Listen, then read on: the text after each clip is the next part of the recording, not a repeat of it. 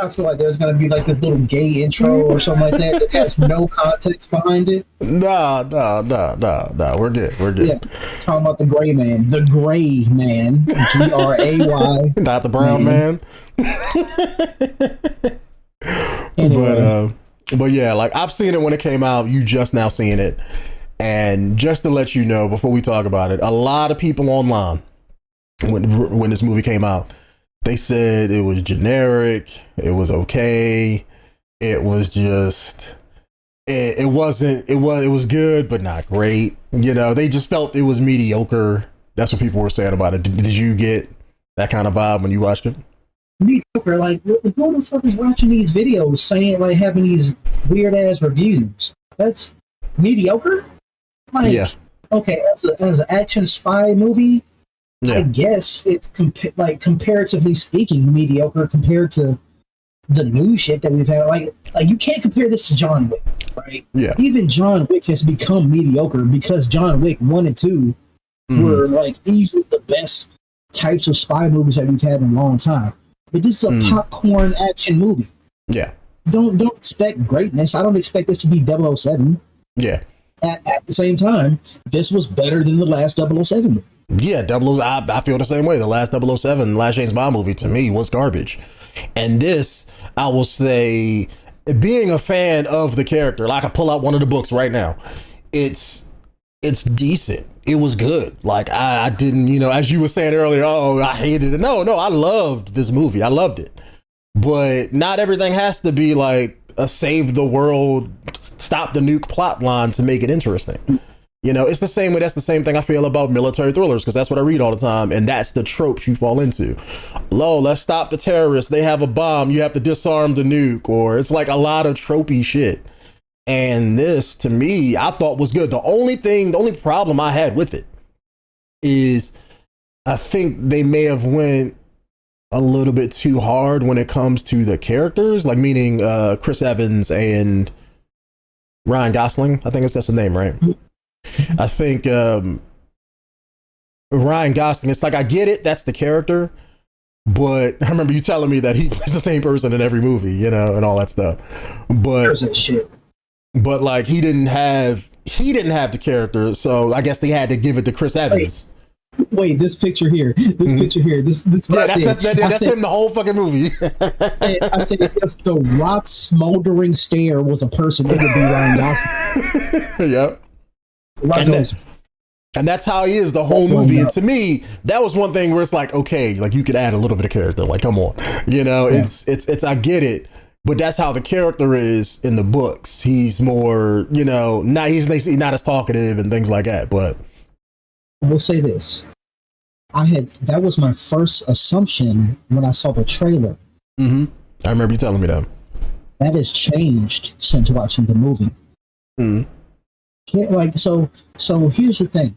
Everybody, if you want to compare something to like what the action spy genre, the greatest movie of all time, everyone says Bourne Identity or some shit like that. Yeah. I don't believe.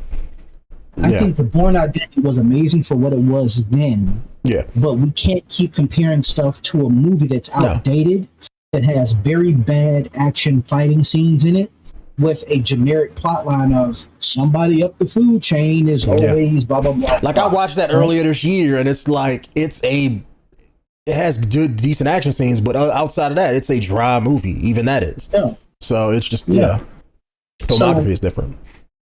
Generically speaking, the trope in this movie is somebody up the food chain is fucking with somebody on the lower bottom of the chain. That's typical. But there's a lot of mix in here. So like when you look at this, I would literally say I would rather watch this series than a James Bond series again.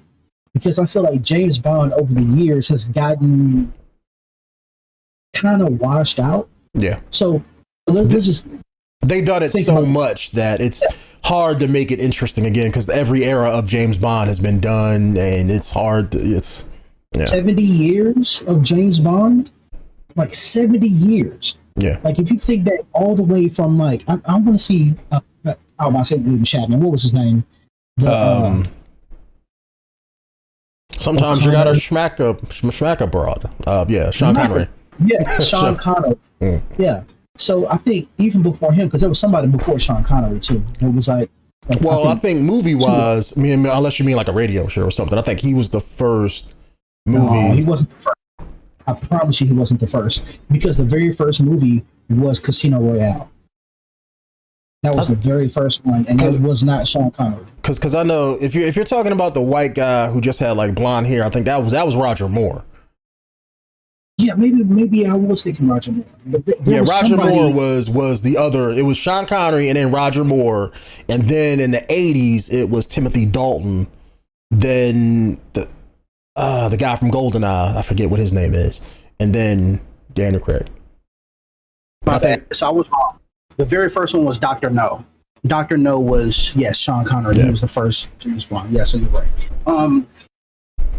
Pierce Brosnan, that's the name you were talking about. Yeah, GoldenEye one, yeah. Yeah. But Casino Royale, that was in the first era of James Bond movies. Mm-hmm. And then they rebooted the entire series again with Daniel Craig, starting with Casino Royale. Yeah, because you could definitely tell, like, you have the same characters from different movies. Like, I remember rewatching one of the older James Bond movies from the 80s, and the black guy who's playing in a lot of stuff, the guy from we were talking about him a couple months ago, the guy who played Jim Gordon in the Batman, that black guy, his character was also in one of the 80s Bond movies playing the same guy, Felix, in James Bond. That's dope. Yeah, so it's like, it wasn't him, but it was another white guy playing the same character. That motherfucker looks amazing. And guess what? He died in that one too. So it's like they're reusing the ideas. Yeah, same thing, but just updated look. Yeah. So after so long, the whole point of this segment about James Bond is after so long, I no longer want to see it. It's the exact same shit over and over again. Spy has to save the world from some evil villain that has some kind of, MacGuffin or knowledge that, he has something that they want, or Well, like not just the device, but the character themselves. It's just like something, some kind of weird, unique stuff. You can tell who's the bad guy, what's going to happen, things like that. So now take everything about every spy movie that's been made recently and throw it into a movie with comedy. That's what you get with The Grey.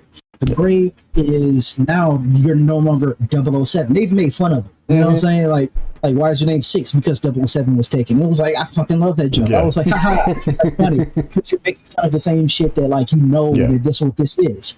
It's another 007 movie without it being 007. Yeah. Yeah. That's what it is. It's all about haha, like it's like the Harvard motherfuckers, right? It's like, you're carried by the name as opposed to what you do. Yeah. Right? If that makes any sense. Like the name precedes you. And this is like, okay, same covert up stuff. They have the same kind of classifications, the sixes, and I forgot what they called each other. The Sierra something, the Sierra team, Sierra something, because it was Sierra numbers. Yeah. The Gray Man or whatever. I'm like, dope. That's cool. So they put that in there. I really like the chemistry between Ryan Gosling and the chick that was in the movie. I need to start remembering names and not just saying chick because I feel like so disrespectful. I loved her character. I love the actress because they did stuff in my favorite movie, Blade Runner, 4788. Yeah, I think you're right. Yeah. And if I think, talking back to James Bond, I think she was in the last James Bond movie, unless I'm getting my women mixed up. Because remember James Bond went to the thing and they poisoned everybody and she was the Cuban chick? I think that she played in James Bond. She was. And then she was only in that movie. She wasn't? Was she? No, I don't know. Look it up. Look up just put last name, the new James Bond movie. But I think she was the Cuban spy person that was in the movie for like 10 minutes until he left. If that's true, I at least didn't like that part. Yeah. I think in that movie, people were saying that she was the highlight of that movie. People were saying that's what people were saying. They said they liked her, but just the movie in general wasn't all that great. But her singing was okay. No, that wasn't her, bro. That wasn't her. Oh, wait. That was her. Yep. Okay. Anna de Armas. Yep, that was her. Okay. Wow. I didn't full circle. I didn't like. I know. I didn't like that. That part was in the movie because that was the most exciting part. Yeah. And I feel like if that was the only exciting part about the movie, then the movie's trash. Yeah. It can't be one scene in a movie that's like makes the movie. Yeah, I get you. But like, yeah, I also liked her character in The Gray Man. I thought it was great. I mean, I feel like you didn't have to have her character in there, but it kind of it worked that they kind of introduced it and stuff. I like the fight scene when they both had to fight the Indian guy. I thought that was super cool. He was fighting them both off and stuff. It was great. Yo, made him a badass, dog. Yeah, badass. So my thing is like, it wasn't just the character; it was the chemistry between these two people. Mm-hmm. I believe that you did need her, right? Because you have to give him somebody to bounce off of.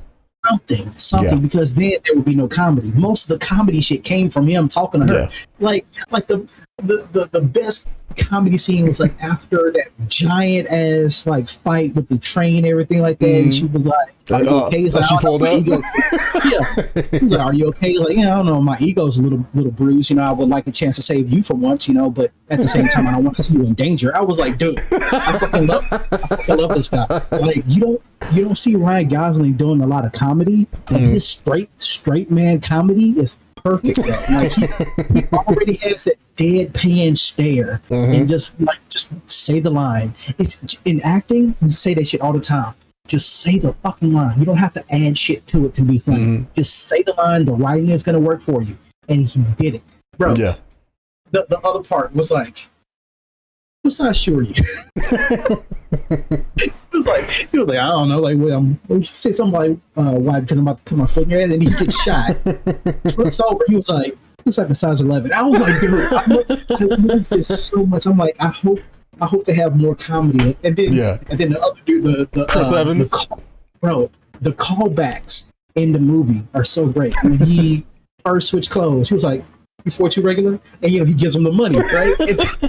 And they pull up at the very end, and he's like, he's about to get shot. And he was like, "You a 42 regular?" And I was like, "Oh, I love the comedy." It's like this is what James Bond was missing. Like, you have the little quirks and they're kind of funny, but it's like the comedy is a really good break from the action, because James Bond is like boring ass talking. Yeah, politics. It's a different type of spy. It was more suave.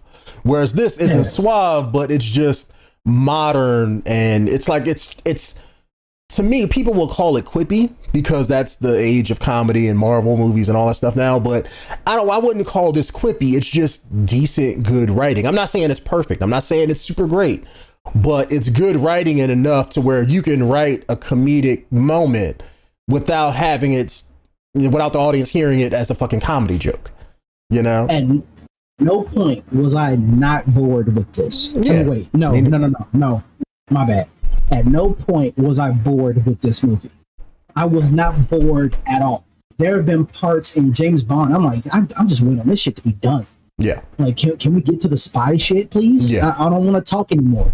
This, fantastic. I ain't got nothing to say. Just he fought a dude with a flashlight, bro. And they made it look good. And it's like, I gotta talk about it.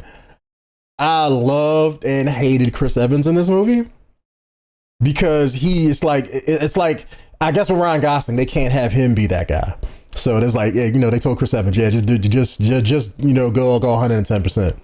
And I think it works for this movie. It's like, I can see how he would get annoying, but I think it works because he played that asshole type character so fucking well. Like when he came in the mansion at the end and the girl kept talking to him, he's like, "Why are you walking so funny?" Because I got shot in the ass, darling, something like that. So he had those weird, crazy, eccentric moments, and I thought they were at least super funny, and it makes sense for his character.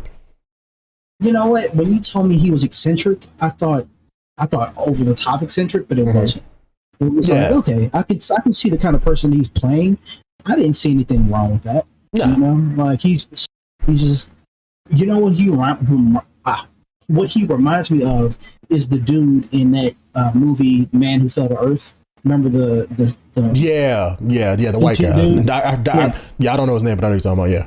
in that one, that was over the top crazy. Yeah. In this one, it's like he's just a quirky dude that doesn't give a shit about anybody. Like if I had to put these in terms of like D&D characters, he's that chaotic evil. Yeah. Whatever happens. And I always plan for this shit too. Like, you know, it's like I love that. Yeah. Because he didn't feel like a Bond villain. It wasn't over the top silly with the tropey stuff and the super villain. He wasn't a super villain. He was just a bad guy, if that makes sense. He's just a bad guy that expresses himself differently and outwardly than any other character. And I like that a lot. Yeah. And they even set this up for a series because they didn't really take out the bad guys, and they already established there's some other bad guys that this guy is getting his intel from. And I'm like, you know what? Yeah, this is going to be the new Bond series. And they set him up to be, you know, like at the end of the movie, it's like, oh, he didn't get away either. He's still under control because they can still go and do stuff. I don't want to spoil anything, but they can go still do stuff they care about. So it's like, okay, he's being forced to work for somebody again. You know, they didn't know he didn't take everybody out. He's not forced to work for anybody right now. Remember at the end of the movie, that's why the girl shot him. That's what that was all about. You didn't keep watching it. Oh, they had a credit scene or something. Okay, it's been a while. Fuck spoilers. If you ain't watching, no. I think I know what you're talking about. Where they locked him up and he broke out. I mean, I do remember that. But what I'm saying is, they can always go and get the girl again. That's what I'm saying. They can always. Why? Why not? Because the girl is with him. They can find him and that's the government. They can find him and they take him out easily. They may not be able to take him out, but they can take her out, you know? Yeah. She ain't gonna be with him her whole fucking life, you know? Again, like it sets it up for a whole series, but at the same time, it's like... as they should. I'm glad they didn't end it. Yeah. Because that's how the book series was. Like there was, at least when I started reading it, they were probably like 4 or 5 books in. So, I mean, I hope they do a movie per book and just make 3 really, really good movies, you know? I mean, I will say this, if I just had to say one last thing about it, I know it's made by the same people who made Endgame and Winter Soldier. I forget what they called, the brothers that made those. That's why it felt so familiar. Yeah. Like watching it, it felt like I've seen it before. Yeah, and that's probably why they got Chris Evans in it. They probably just called him up and was like, hey, look, we're doing this movie. You want to do it? He was like, yeah, you know, probably fine. I mean, I don't know, but that's what I assume. But I will say the tone of, let's say if I just had to go by their past work, Winter Soldier, the tone of that was more darker, I guess you could say. If I had to quote one thing, is like, I wish this movie had that same tone, but I can see why it didn't. Maybe they wanted to make it a little bit different, maybe its own thing. But that's just because I like those old school political thrillers and stuff like that. So that's just me, bub. I hate those things. I get tired. That's all movies are right now. It's political thrillers. And like this, like if this was, because it reminds me too much of like Rainbow Six, like any of the Rainbow series, like any of that shit. I don't want it to be that because we've seen it too many times already. Yeah. What's his name? The black dude. Killmonger. Michael B. Jordan. You got it. Damn. Michael B. Jordan. Just think the Bulls. There you go. That took you a minute, huh? You're just like, wait a minute, he didn't play basketball. Oh. That's exactly how that went in my head too. I was like, I don't remember this nigga playing basketball, especially putting out for the Bulls. Like, oh yeah, Michael Jordan, Michael B. Jordan. Yeah, I get it now. It took a while. They caught up. The hamsters woke up. Anyway, Michael B. Jordan in his movie, you know, whatever that was, Chris Evans, not Evans, Chris, the other Chris, whatever the fuck his name is, Star-Lord. His movies, like they're all the same shit. Terminal List and the Tom Clancy Without Remorse. I think that's what his movie was called. I'm talking about more like the Tom Clancy one, not necessarily the Terminal List. Terminal List, like, that's a whole nother story. I loved it. Yeah, I love that too. Like, I just like none of them have comedy. It's like, man, make me laugh some. I don't want to be on the edge of my seat the entire movie. I just want to have a movie where it's like action, feel good, and it's like, oh, yo, that was dope. I can eat popcorn and just chill and watch.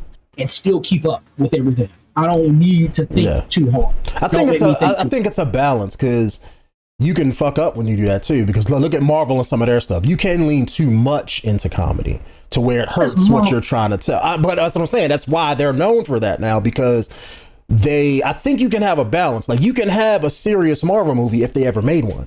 I'm somebody on the thing where it's like, look, it depends on what you're trying to tell. If you're trying to tell something that's serious, then have it be serious with some lighthearted moments, but your whole movie doesn't have to be lighthearted.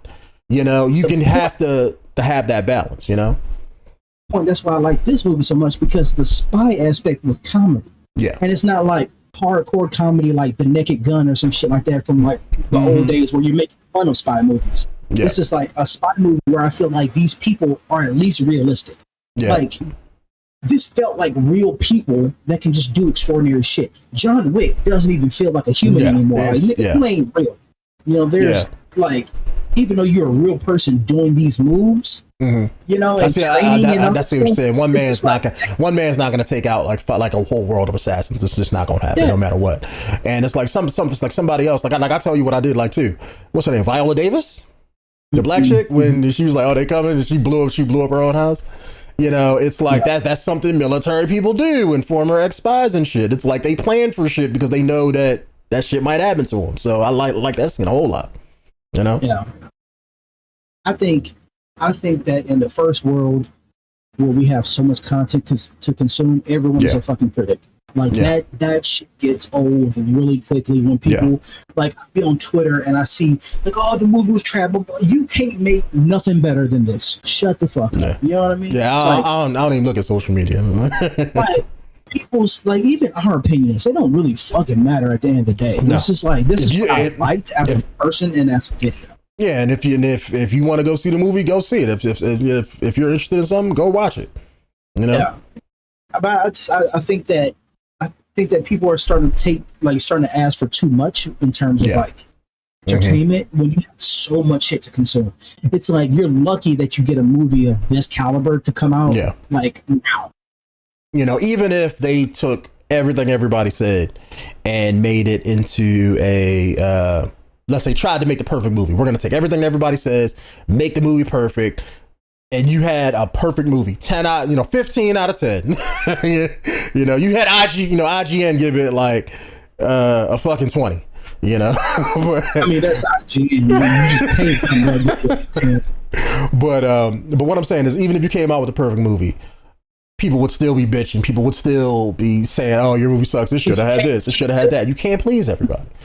You know, and like I'm a firm believer of, you have to just make whatever point you're trying to make, have it be perfect, and you know, have good writing to make everything sound good, or make it believable, to make it realistic, and if that's what you're trying to do. You know, I feel like a lot of movie studios nowadays, they like to cut corners, and you know, things don't go right, so they got to push things back, or like we were talking about before, Ezra Miller and shit. It's like, you know, you can make things sound good, or you can make things look good. It's like, just make a great product. You know, have your heart when you do something, and there you go. You know, this thing had $200 million budget. They put some money into it. Yeah, but they only made $249,000. God dang, yeah. What, you mean like, well, they sold it to Netflix. I'm assuming Netflix, I mean, they don't. The Gray Man made $249,000 worldwide in the box office. The company gave it a $200 million budget. Yeah, that's not surprising. It's the most watched Netflix movie in 84 countries. That's not surprising. That's why it's on Netflix. Netflix stuff don't really get pushed out in theaters all that often. They tried it with this, trying to make money. So Gray Man's a Netflix movie. Okay, but so it had in the box office for probably I don't know how long. Yeah, before it came out, I want to say like the week before it came out, they had it in a few theaters, trying to build up hype for it. That's what it was. This wasn't a movie that went to Netflix, but it was a Netflix thing. So in that case, still one of the top most watched movies in 84 countries. There you go. Yeah, I don't care who says that this was a bad movie. Like, you're not finna beat top watched movie in 84 countries. Yeah. they greenlit the sequel. I want to say like 2 or 3 weeks after the movie was released. I remember saying it was like, oh, they re-up for a sequel. Okay, cool. You know, they already planning shit out, so it makes sense. How are you going to tell me about a minority of people that said they didn't like it? I mean, that's what they are. They have no idea. That's what people on the internet were saying, like reviews and Rotten Tomatoes and stuff. People were just saying like, you know, it's, and they were probably saying that because it's everything has to lead up to like something that's world shaking. You know, you have to stop a nuke, otherwise the whole world can be destroyed. Like James Bond movies and stuff, they always have this big third act where you gotta save the world, and that's what I think this movie didn't have. And that's what people are used to. So it's like, oh, well, it don't feel as big as it could be. It's like not everything has to save the world, you know? I don't want it to. I don't want it to. You know, like, you know how funny it is that if we watch a movie, and this is the last time I'm saying, when we watch a movie back in the day, when people say, I want $300 million in my, you know, in my bank account by the end of the day. And then it got so big to where it's like, I want $2.4 trillion in my bank account. Like, damn, like, ain't nobody got that much money. Yeah, yes. You know, speaking of the old joke, I want $10 million. It's like, that's it? like $10 million is a lot of money. Oh, what? It's like, $10 billion. It's like that whole Austin Powers joke. Watch a movie, and they tell, when the bad guy tells you how much money they want, and they're asking for like $300 million, it's like, that ain't a lot. Motherfucker, like, dang, that's not a lot. Well, how about you get more? Like, you have a nuke that can destroy an entire country. Maybe you want to ask for a little bit more than that. Yeah. But yeah, the only thing. That's where we're used to that end game. Yeah. Yeah, we're so numb to the idea of like the amounts of money or the amount of stakes and shit like that. It has to be something else besides money. Yeah. Yeah, ground your story in reality, and I think more people will pick it.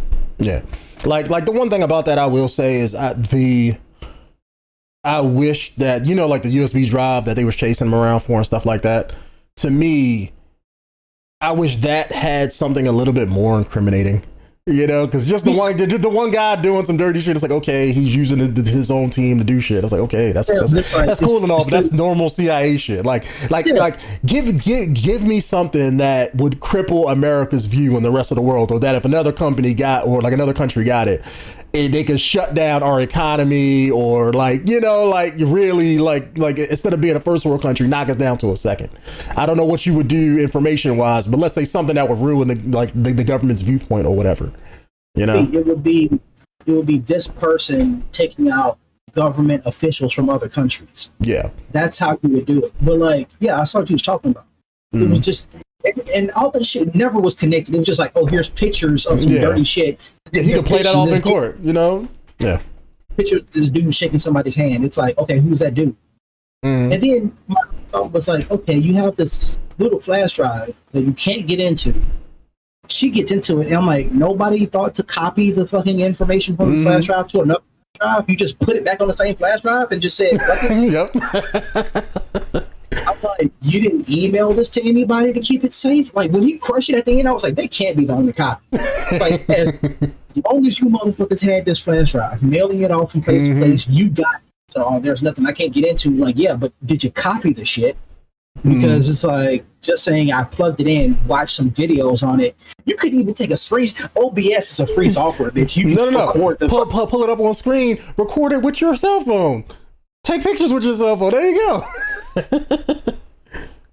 Part is the only MacGuffin that I hated throughout the entire movie, is that everything is resting on this small flash drive that they destroyed at the end. It's like, bitch, it's digital.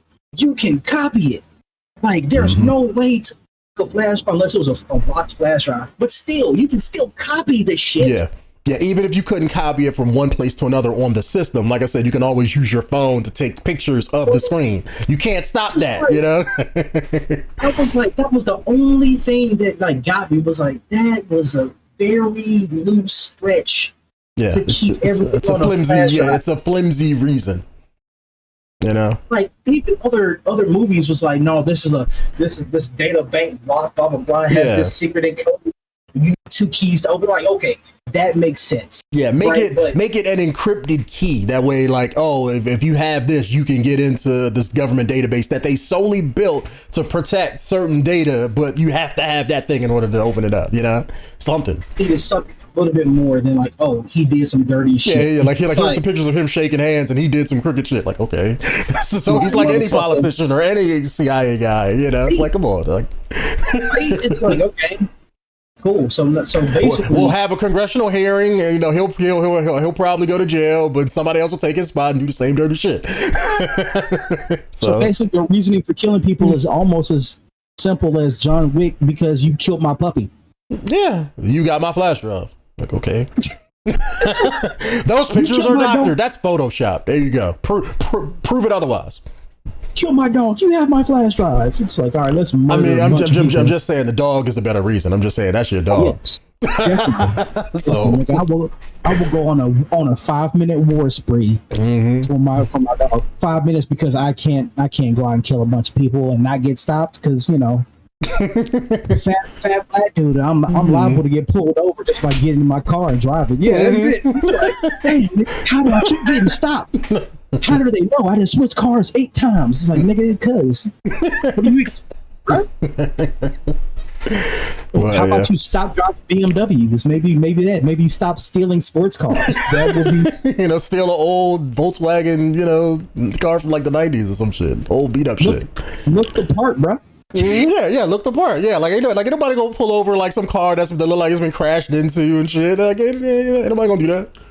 Tail light falling off, and like, even if a cop do pull you over, and like, oh yeah, it's like, you know, I pulled you over. Oh yeah, my tail light's falling out. I'm not planning to get that fixed. There you go, problem solved. Make it make sense to them. Make it make sense. I'm done. I'm done talking about it. I love the movie. I'd watch that shit again. Yeah, me too. Porn stash and all. Chris Porn Stash Evans. that could be his new mom. You know, like The Rock, Dwayne The Rock Johnson. There you go. Like, what's your name? Porn Stash. See, now I gotta ask the audience, if you even made it this far, leave the answer in the comments below. Who wore the porn stash better, Chris Evans or what's his name? Superman. What's his name? Henry Cavill. Henry Cavill. Oh, his digital porn stash? Yes. No, not that one. It was because that was in the spy movie that he did with what's his face? The Man from U.N.C.L.E.? Yeah, The Man from U.N.C.L.E. That was the whole stash where they had to digitally remove. So who did? No, that wasn't that. No, The Man from U.N.C.L.E. was before that. That was that was Tom Cruise Mission Impossible. That's what that was. Well, see, that's what I was trying to say. Tom Cruise. Like I didn't remember the name. No. It was Henry Cavill was the character with the mustache, but he was in Mission Impossible. He was in the movie with the stash, dog. Like, stop making this more complicated than it has to be. Well, you saw Henry Cavill with the fucking porn stash, just like you saw Chris Evans with the porn stash. Who did it better? That's all I'm asking. Who did it better? I don't know. They were both sharp. Yeah. Henry Cavill loaded the guns though. Who wore the stash better? That's all I'm asking. All right, YouTube. I'll say Chris Evans. I'm gonna say Henry Cavill. There you go. Later, YouTube.